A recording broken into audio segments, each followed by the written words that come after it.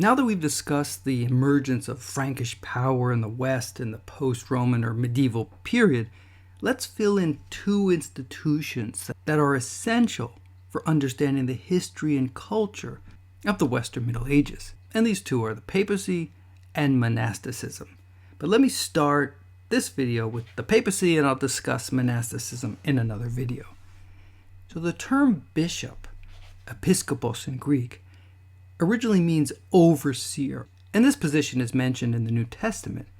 And by the end of the first century, these religious officials, episkopoi or bishops, emerge as leaders of Christian communities in cities, and they preside over other religious officials called priests.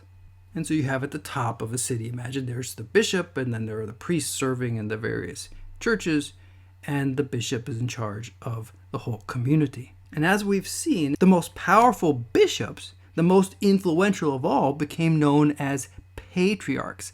And these were the overseers of other bishops and their communities.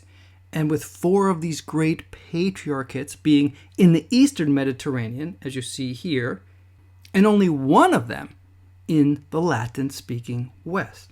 And that one is the Bishop of Rome, who is commonly referred to as Papa, or in English, Pope. And the institution of the Bishop of Rome is known as the Papacy. Now, this title, I should add, of Papa is also the title of the Bishop of Alexandria, and that is still used today. Now, why is the city of Rome important religiously? Well, we know it's important politically as the capital of the Roman Empire, at least until the 4th century. Until then, it had always been the great imperial center, the very seat of the emperor, the source of political power and authority, the Mediterranean world. That was Rome.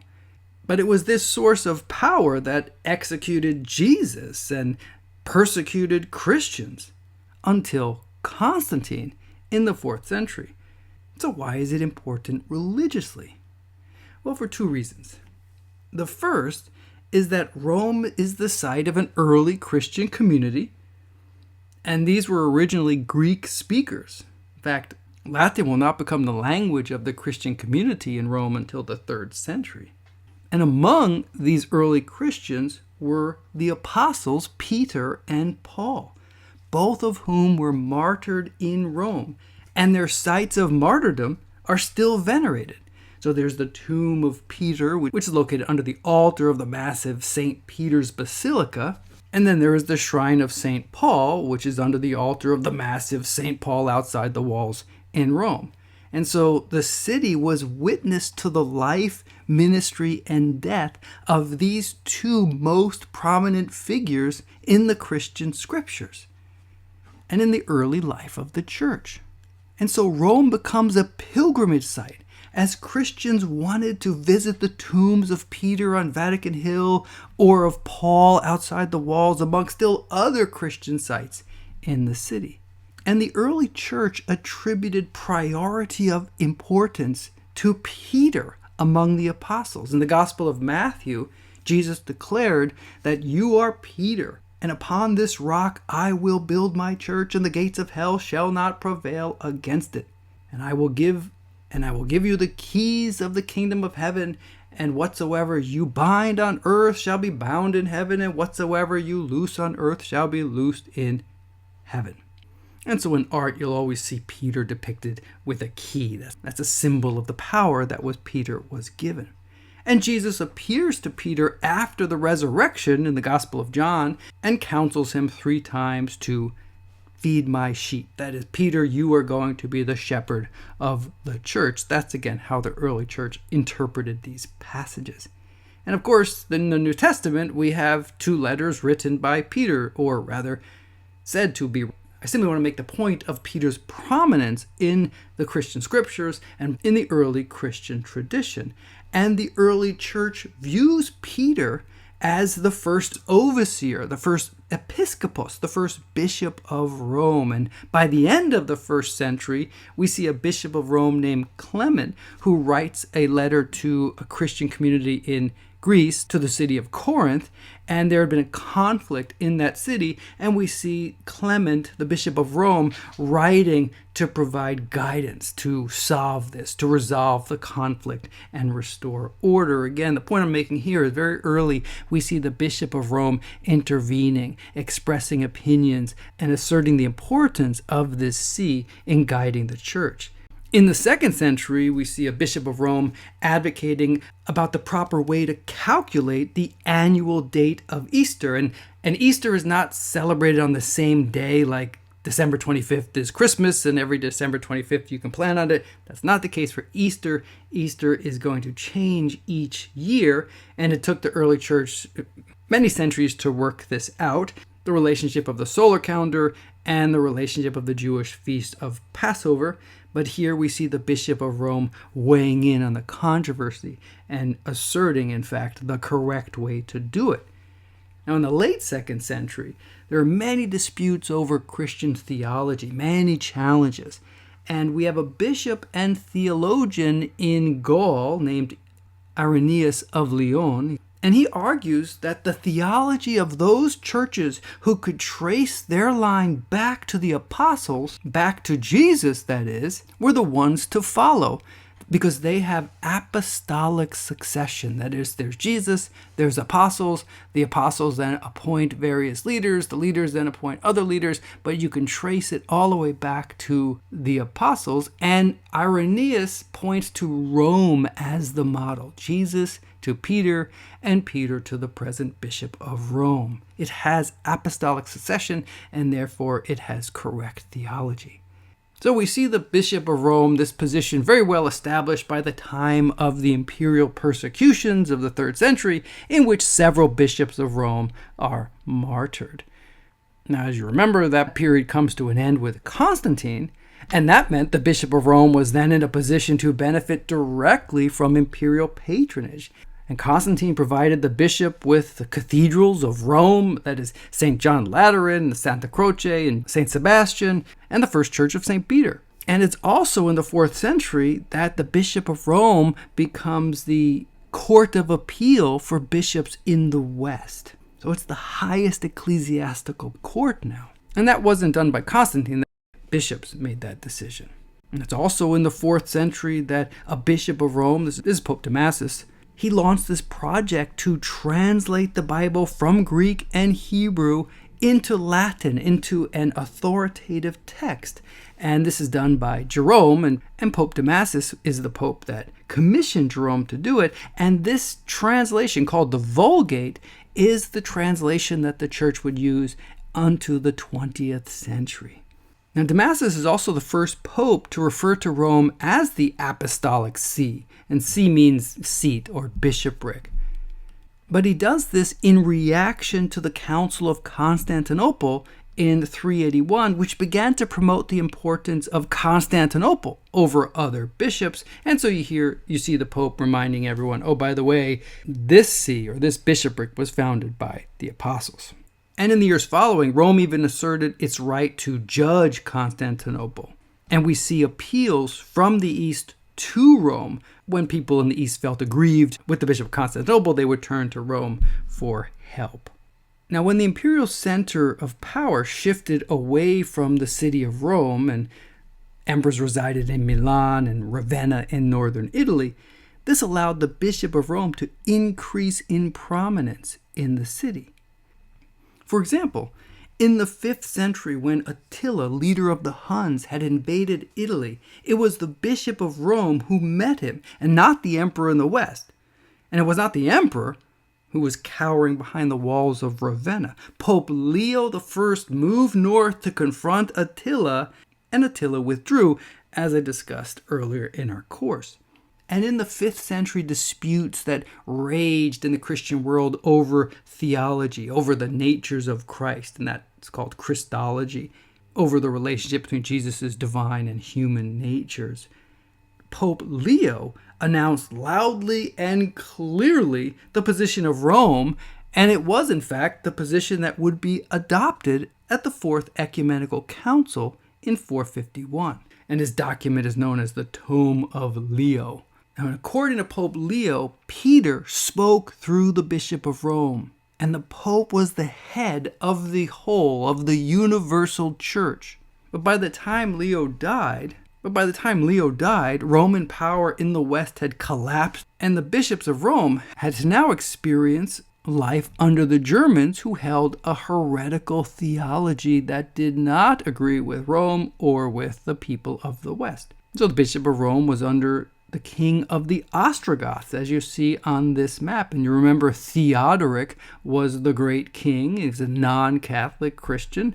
But this actually had a positive effect, because Theodoric protected the Pope when there was a conflict between Rome and Constantinople over theology. There was more theological battles raging, and there is a schism between Rome and Constantinople where these two bishops break communication because the East, from the perspective of the Pope, now embraces a heretical position.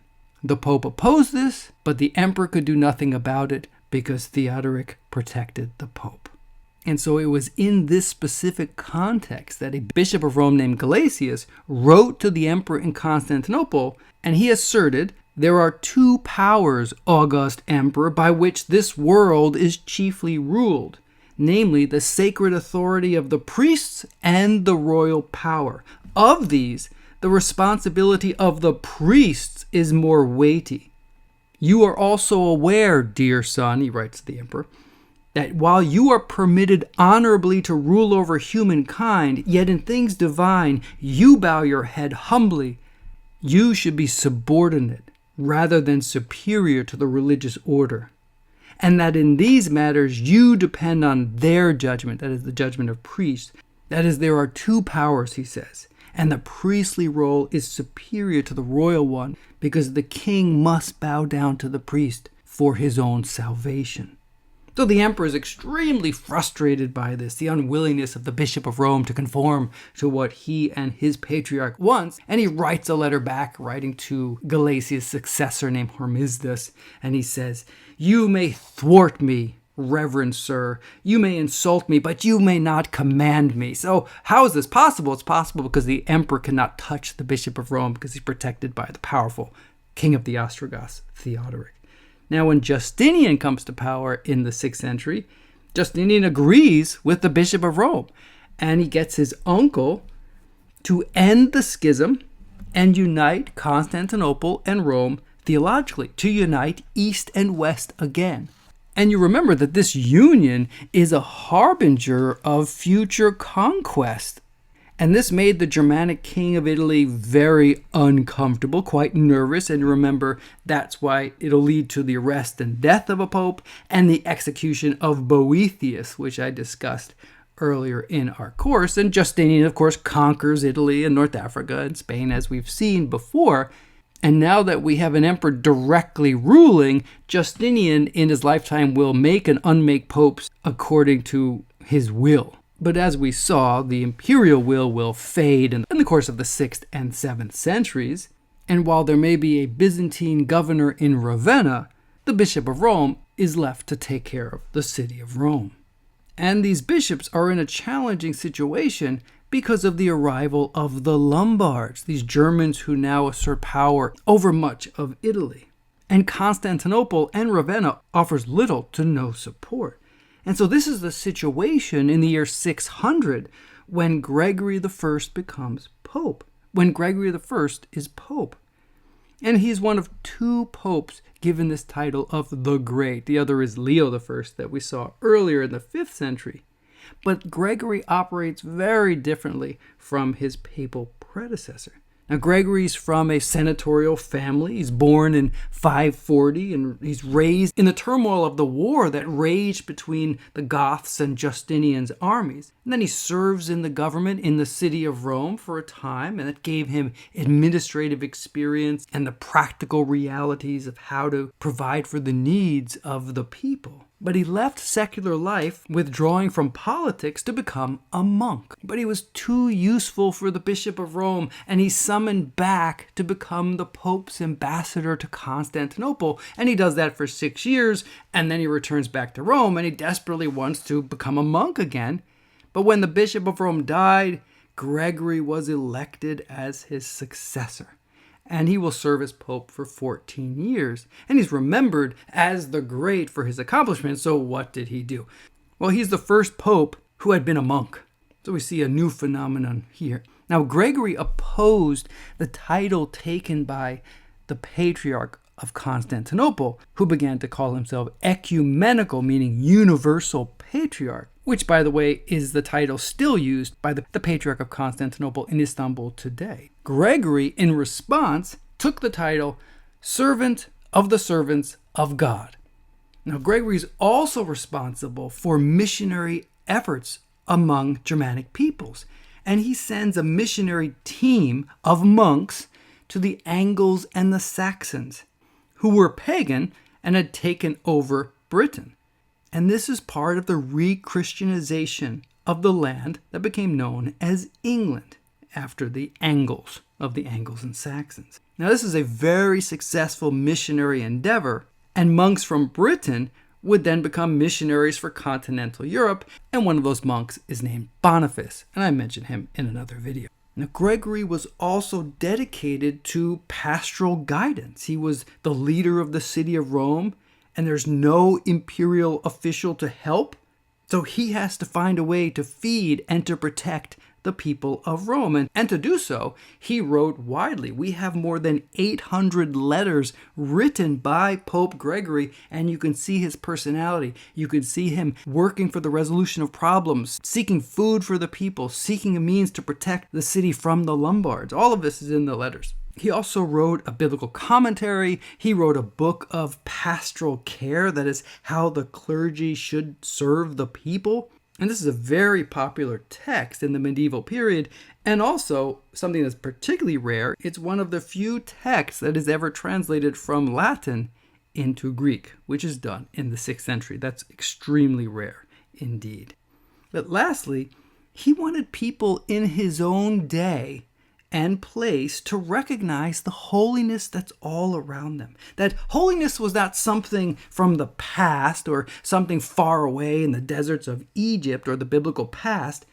And so for this, he writes a work called the Dialogues, and it presents the holiness that is in Italy. And a book within the Dialogues, that is book 2 of the Dialogues, we get a biography of one Italian monk named Benedict of Nursia, who lived in the 6th century, and he's the founder of Benedictine monasticism, which I'll discuss in another video.